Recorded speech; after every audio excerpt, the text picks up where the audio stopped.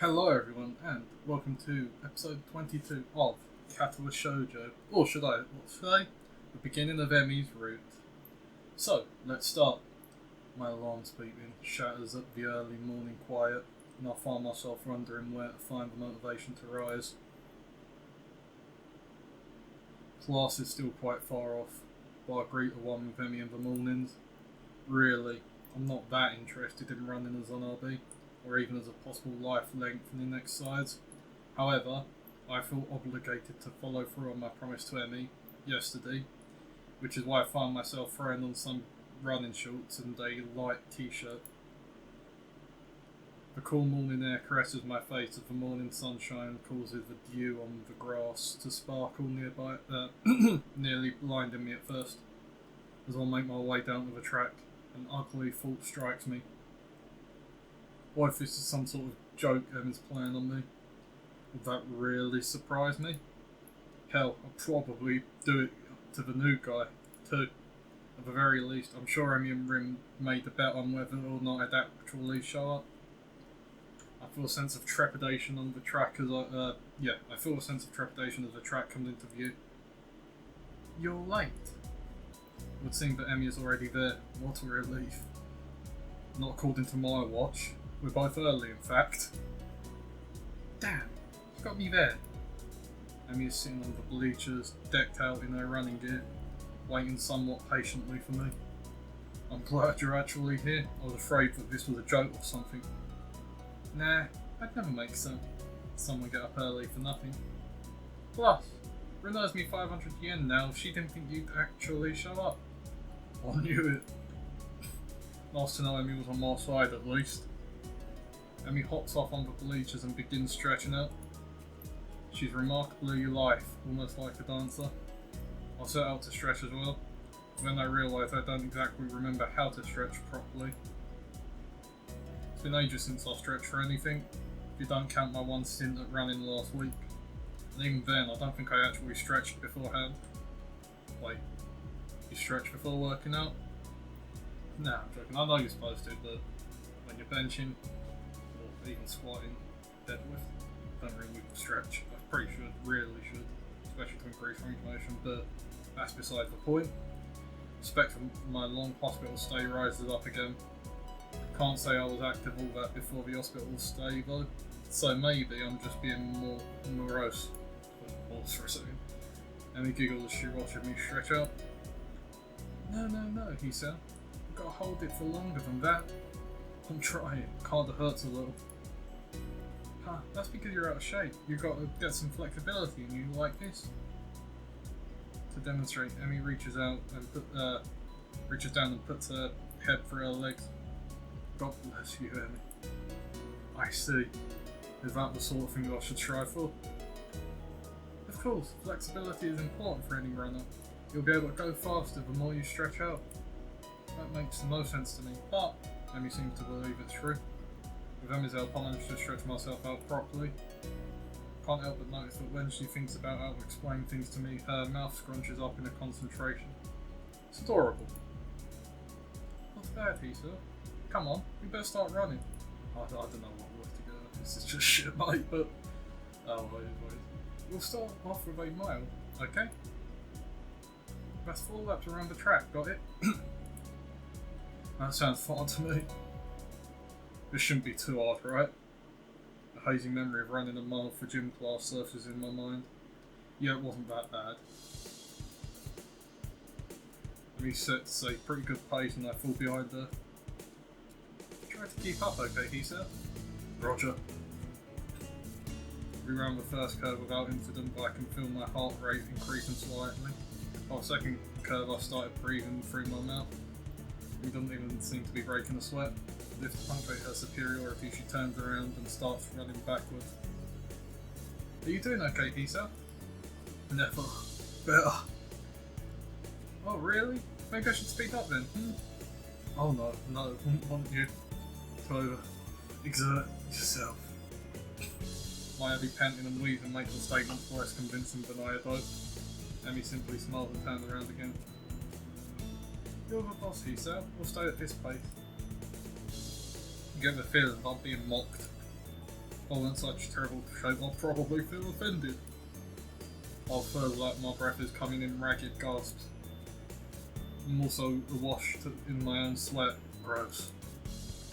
We went around the curve on a full flap and Emily looks back at me with a grin. Here we go! She takes off at blinding speed while I stubbornly stick to my slower pace. By the time I get to the first run, she's already rounding the second. As I struggle across the backstretch, Emmy continues running and catches up to me.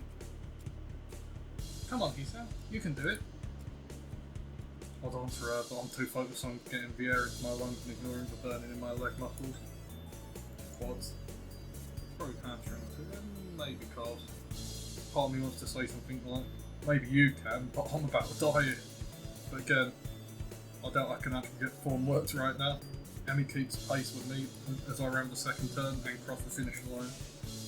Her sprint seems to have gotten her sweating. It actually causes her shirt to turn light with translucent. It seems she's wearing a black sports bra.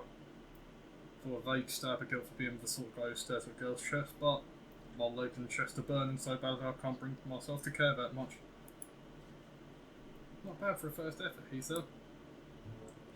Kind of you to say so. Emmy seems to be, if not out of breath, at least breathing a little more heavily than she was before we started running. It must have been the sprint that did it. Hey, I've got a few sprints in. You should walk around the track to cool down. Then we can stretch out and we'll be all done, okay? Sounds great. My legs are on fire, my breathing's heavy, but surprisingly my heart seems to be taking the strain quite well. Another triumph of medical science, I suppose. You should put your hands behind your head. It makes it easier to catch your breath. Surprisingly, she's right. I'll begin to struggle around the track, happy to feel my breath coming back to me.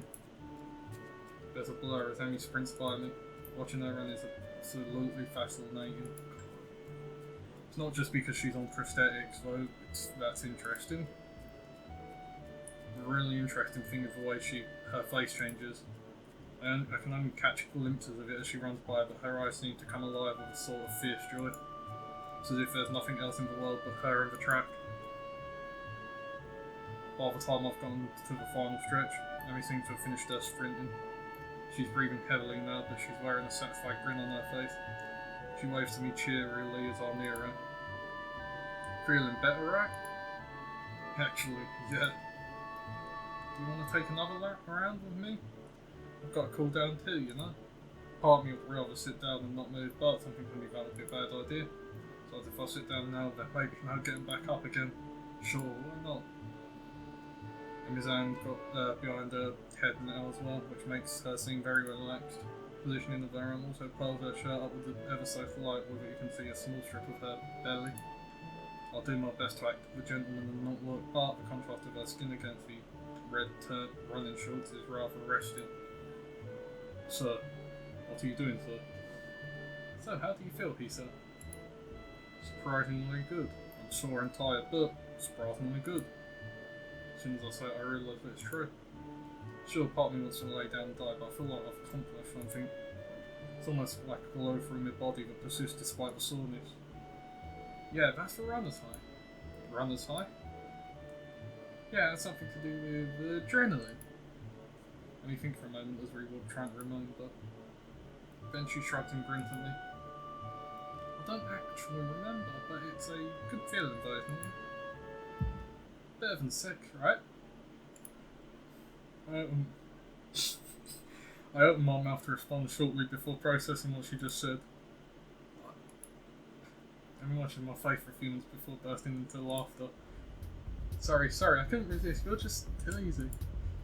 Why did I agree along with you?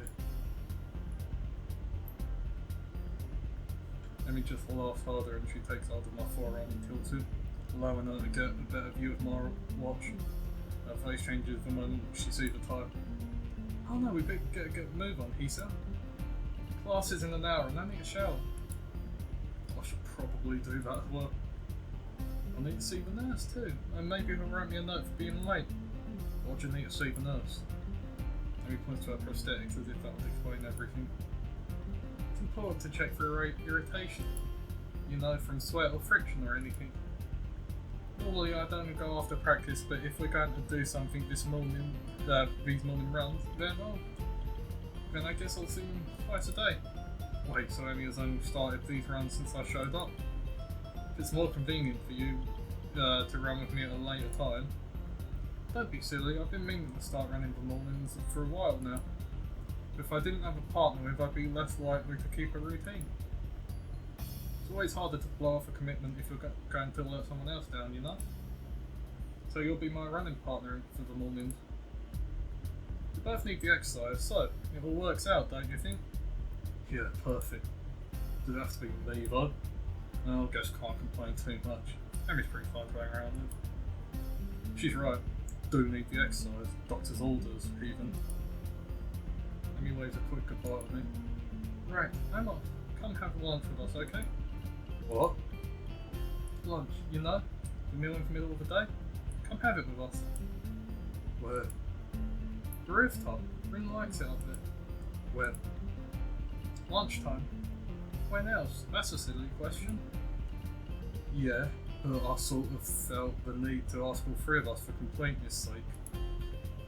Emily laughs and grins. I don't think I've ever seen a girl smile so much before. Not bad, he said. See you. With that, she takes off like a shoot for the school building. Or like a shot for the school building. Guess she's going to see the nurse first. I hurry back to my room, hop in the shower, only to find the water takes a while to heat up. The shock of the cold water nearly killed me. Cold shower. I managed to warm the water up a bit and spend some quality time there with my muscles loosened. My heart surprisingly feels less bothered by the run. I suppose that's a good thing, even if it does make me feel like a bit of a wuss. I mean, at least I have an excuse beyond I'm out of shape if my heart was bothering me. Guess I have to keep running this thing up. Otherwise, I'm sure Emmy won't let me hear the end of it. It's only after I get out and dry myself I realise that I've only 10 minutes to put my clothes on and get to class. Shit. Well, I mean, I don't say class, but why not? Crap, why not? Well, thanks everyone for watching. I'm going to end it here for today. And as always, stay fresh. Goodbye.